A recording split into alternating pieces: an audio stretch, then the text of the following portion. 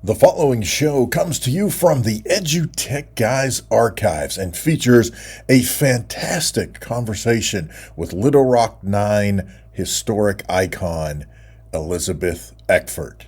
Enjoy the show. You're listening to the EduTech Guys, edutechguys.com.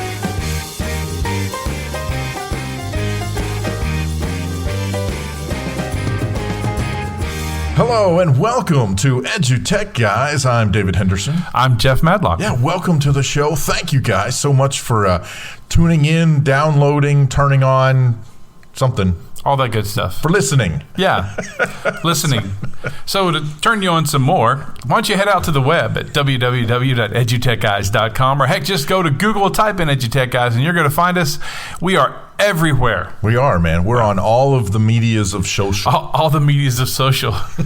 Good it is. So, yeah, we are out there. Hey, that's interesting. You might be listening to this on May the 4th, which is Saturday. Oh, yeah, that's right. So May the 4th be with you. May the 4th be with you. Yeah. A lot of Star Wars movies out there. There is. I forgot. We usually do a Star Wars show. I know it, but this year it falls on a Saturday, and I'll be sleeping late, and then I got a jazz gig. So. Oh, well, hey, there you go. I'm going to be jazzing it up on the 4th.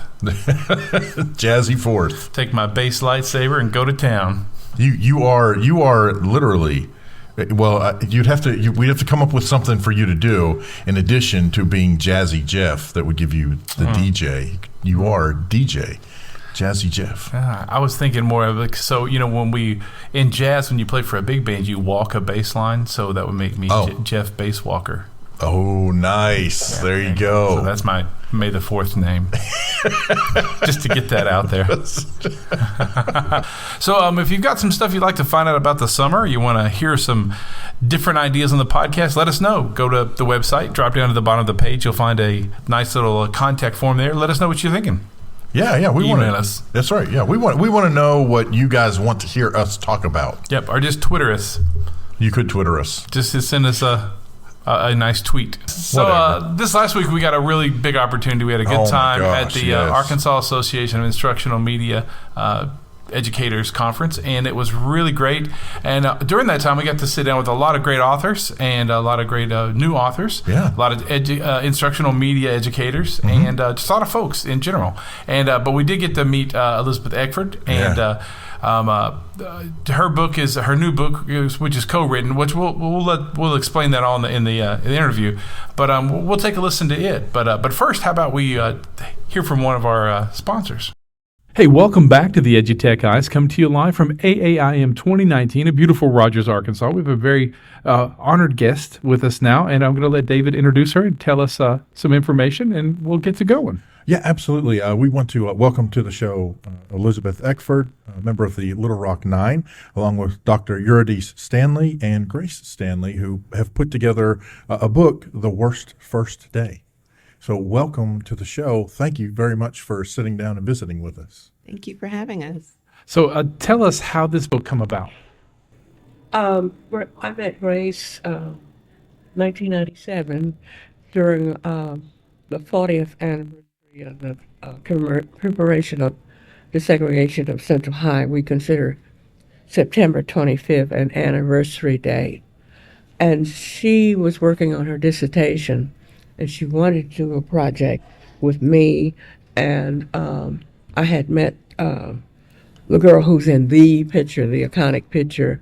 I talked to her in 1963, and the photographer who had taken that picture brought us together in 1997. And we spent 2 years together talking to students. And Hazel wanted to talk about her hopes for the future. She said that she had amnesia. And we did that for 2 years, but I was waiting for the amnesia to go away. It never did. So we broke up. But over the years, Grace's Eurydice has urged me to write a book. And I had been interested in it for a long time. I've talked about that subject with students several times a year. Sure. Because some student groups come to Little Rock. But lately it seems like in some places the subject has an importance. It's part of the curriculum in New Zealand. Oh, wow. Yes. So kids who come here from New Zealand know a lot about what happened in Little Rock. And actually, Elizabeth will be going to New Zealand this summer. I was just going to ask if you've had a chance to go and talk with students there. I will talk to students and teachers during sessions in 3 cities from the 4th of August through the 14th of August. It'll be the first time I will have been in the South Pacific and experienced their winter. Oh, yes. Well, and New Zealand seems to be a beautiful feelings about country. that. Yeah. Well, and they've had a little bit of turmoil lately. Yes. They need to. I think they're just a little behind us in getting your race relations fixed and religious tolerance fixed in that country. So it'll be a fun trip, interesting trip. Yeah. But what you're alluding to is a person who came and killed people deliberately at places of worship. He came from Australia. Yeah. So it's interesting. You came to the perfect place, AAIM, which is Instructional Media Conference, and you brought your books. How was the reception for your book here? Wonderful. It's been wonderful.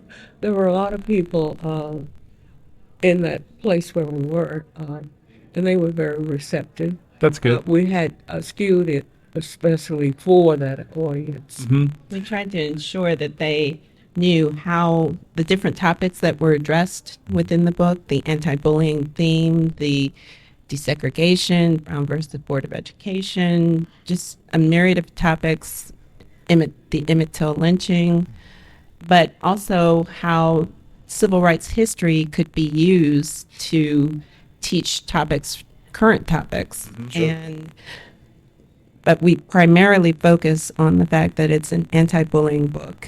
And it's so important now that we have so many students who are committing suicide due to bullying. And that is something that we want to specifically address. And we want to ensure that students know the importance of self-concept, self-love, and to not allow a bully to take the most precious gift, their lives. Yes. And I use an example from my own life while I was a high school student of how important a person can be by reaching out to someone who's being set apart and hated upon.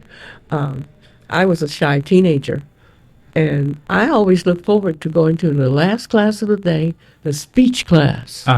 It was very welcoming compared to my other classes. Yeah. It was welcoming because there were 2 students there who spoke to her, 2 white students. And they did it deliberately and continually. Oh, that's nice. Among the 9 of us, we can point to 12 people who were long-term supporters.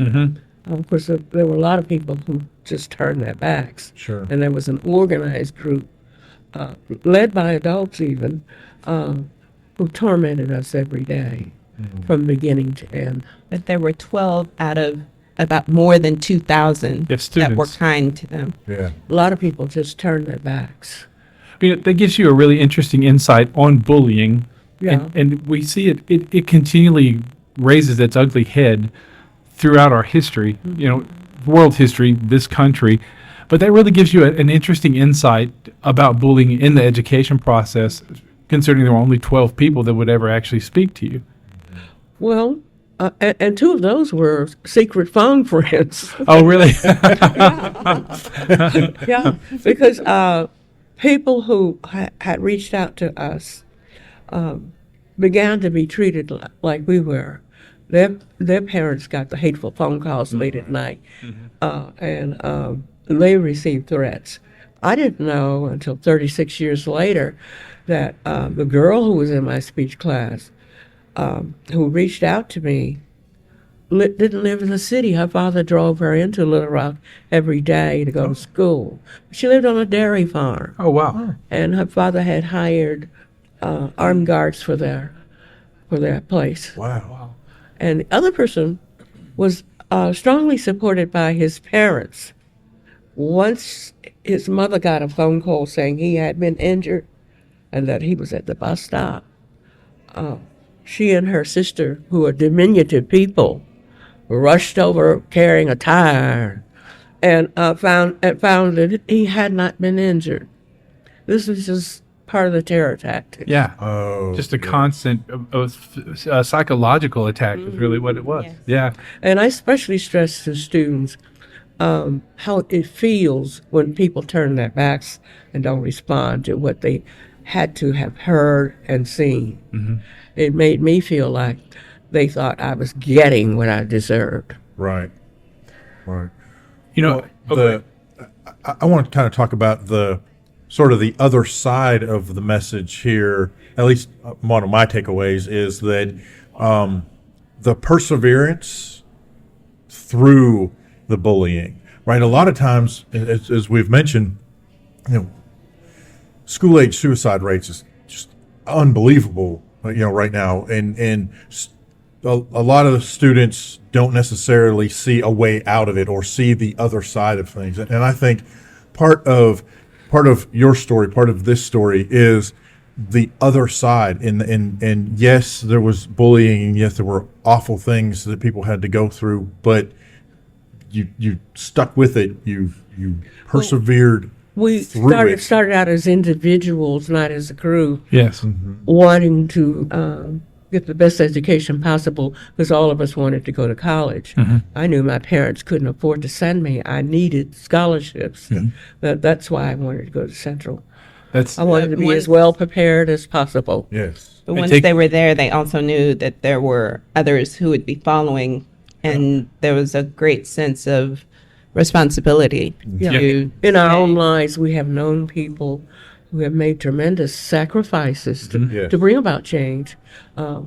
One was a Little Rock school teacher who sued the local district in 1948, asking that Negro teachers and administrators be paid equal to whites. She wasn't rehired by any of the 3 local districts until 1955. A punishment, yes. So when in your life did you realize the role that you played and the 9 played? When did it come to you that you had not just about getting your education, but this means something? Did you know that at the moment you were going, or was that something that came to you afterwards? It came very, very gradually. I knew that it was important for us to try to stick it out, but many times it was quite a challenge to get dressed and go back into a hellhole. But one of us was expelled because she retaliated. And the chant in school became 1 down, 8 to go. What made me continue to go to school is I have a strong streak of stubbornness. I couldn't let them win. But it was really, really hard to keep going back, knowing it was not going to get any better. When did you realize that the broad scope of everything that you accomplished would reach such a huge impact? When people talk about what happened, they often don't point out what I think is most important. That was the constitutional challenge between state government and federal government. The last time that had come up was during slavery. Yes, ma'am. So it was the first time that an elected official had acted to enforce court orders regarding desegregation. President Eisenhower sent 1,000 paratroopers to Little Rock. After that, people around the world had seen some ugly truths about America. We had tried to get in school on September 4th, 1957, and we had a 17-day impasse where we didn't know where we would go to school and when. And we got into school on, I think, September 23rd, surreptitiously, through a side entrance. Central is 2 blocks wide, and by this time, the mob was down at the other end of the street. So it took an hour and a half for the students as a whole to learn we were in the school and the people outside. By this time, the governor had withdrawn the National Guard. He could have kept them there to preserve peace and good order, but he chose to withdraw them so that the local police set up barricades and tried to control the crowd. Well, they weren't trained for crowd control. People started drifting in that area from 5 a.m. on. And the first day, those protesters numbered about 250. By September 23rd, there were 1,000 people out there, and they had such rage when they learned that we were in the school. The police chief had promised them that he would give one of us to them, and they gathered us in school and said that they had to remove us for our own safety. We didn't want to go, but they had unmarked cars in the building and policemen in civilian clothes. And I remember that the chief of police told us to stay down in the cars so we wouldn't be seen, and told the drivers to drive fast and not stop for anything.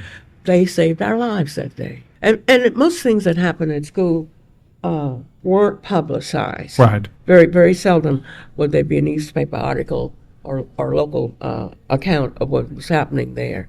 And there were definitely no pictures. Right. Oh, sure. Well, they couldn't let that out. That would have softened, the idea of what was actually going on. They didn't want that to happen. They didn't want any empathy whatsoever. Exactly. The Exactly. district had intended limited token desegregation. Right. Right. Well, look how long it took after that. Look how long it took. Yeah, it took a long Because time Brown for versus Board of integration to Education. appear. The Brown versus Board of Education decision was 1954. So this was 1957. And schools in Mississippi didn't even begin to desegregate until 1972. Yes. Right. Yeah. I want to change the kind of direction of the conversation just a little bit here. Okay. And I want to bring in Grace, who you're a teenager who's been a part of this project. So I want to talk to you a little bit about, or I want you to share your experience with this process in writing and what it's like to be a published author as a teenager. It's been a great experience, and I've known Miss Eckford, who I call my aunt, my entire life because my mother and Miss Eckford have been friends for over 20 years. So I've always considered her family.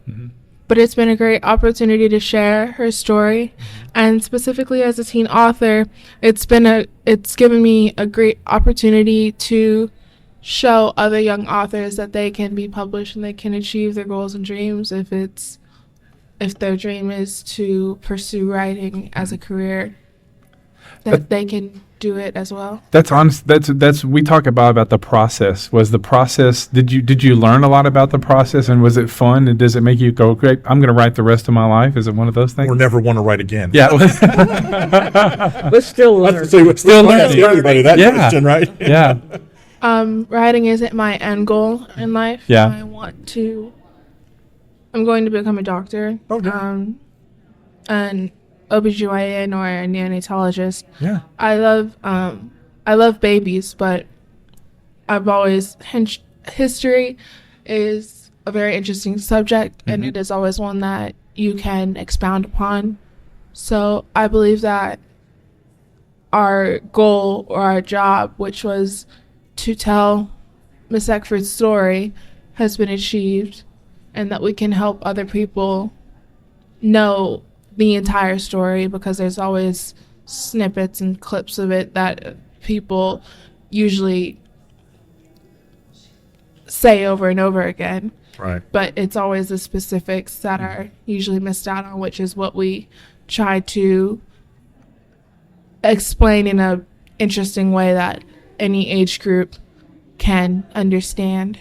Oh, very well put. Among the 9 of us, none of us talked about what had happened inside school for 30 years, because to do so is to walk through pain. I started speaking to high school students intentionally in 1999. When I was first approached, I said no. It was a very, very persistent teacher who kept calling me. But what he did something that got my attention. he had 100 students write me. Wow. And that is what made me want to talk to students. That's really amazing. And I had wanted to talk about it because I started hearing revisions of what had happened. Yes. And I just couldn't bear that. Yeah. If you could think of maybe just one thing that you learned through this process and through working with her and talking with her to develop the book, something that you learned that you probably didn't know before. You're like, I never knew that. And you kind of get that kind of aha, wow, I didn't know that. I think it was how close, because I feel that my generation has a misconstrued sense of time. Mm-hmm. So it's always wasn't that long ago. Right. It for a lot of my generation, it's always, well, I don't really care. It happened so long ago. Doesn't affect me when it really does. Yeah. It's just often the ways that we are taught to learn history aren't in captivating ways. And if it's not interesting and you don't want to learn it in the first place, then you really don't care. Mm-hmm. So it's just all the specifics and everything that went into it, but definitely how close it was. Yeah. And how it's the 60th anniversary was last year or 2 years ago. 1918. I mean, 2018. So last year, the 60th anniversary was last year, which is only a lifetime. Right. Right. So it's how quickly everything has happened since then. There's always so far we have to go, but just time. Mm-hmm. Yeah. It's always very interesting. So so let's talk about this. So where can they get the book if they want to buy the book? You can purchase it on Amazon. If Amazon? you just type in The Worst First Day. Okay. And in a website maybe or social media? We have a Facebook page, Cool. Worst First Day, and we also have Lamp Press on Facebook, and we have The Worst First Day on Instagram, and we are working on getting the website up. Cool. Great. That's Hey, fantastic. thank you for coming to visit with us. Thank you, Eckford, for Yes, thank you very much. It's been an honor. thanks for giving us this time. Hey, we want to thank Elizabeth Eckford, Dr. Eurydice Stanley, and her daughter Grace Stanley for spending time with us at the AIM 2019 conference. That was amazing. Yeah. It really was. And it really shows you the power of AAIM getting in the right people, especially the authors and young authors, because, Grace, this is her first book. She's 16. She's still, becoming a writer, wants to be a doctor, but Right. can become a writer. But yeah, we want to thank them for sitting down. Really shows you what can happen at conferences and what opportunities you can find there in the hallways. Yeah. Yeah. Well, and one of the things that I loved about Grace's response to some of the stuff that we were talking about, especially when I asked her about writing and stuff, she was like, yeah, that was kind of cool, but I want to be a doctor. Yeah. I mean, it's just, the kids are going to tell you what they're going to tell you, man. I mean, I ought to be a doctor. Just writing stuff's for the birds. that's right. Yeah. So yeah, it was a great conference. If you get an opportunity next year, if you're an instructional media person in the state of Arkansas or not, sign up, go to their website, and check them out. Just search for the Arkansas Association of Instructional Media, and you'll find their conference information, and check them out. Had a great time, and want to thank them for really treating us like kings when we were there. We had a good time. They really, really gave us a wonderful opportunity, and it's a really nice, comfortable conference. Yeah, and this year was in Rogers, but I think she said the next 2 years it's going to be in Hot Springs. So that's closer to us. So closer to us, and Hot Springs is a really wonderful tourist area. I mean, they got all kinds of stuff, whether you're into hiking or arts or history or, I mean, holy cow, there's all kinds of stuff to do. I mean, I guess if it's about the same time next year, heck, even the Magic Springs Amusement Park will be open. So, hop a roller coaster. Ride a log ride. Yeah, listen, do us a favor. Go out to Apple Podcasts, Spotify, any of your favorite ones, and like us, follow us, subscribe, all that kind of good stuff. Hey, this is a sarcastic Jeff Madlock. And this is a very befuddled David Henderson. Yeah, hey, we'll catch you next time. You've been listening to the EduTech Guys, edutechguys.com.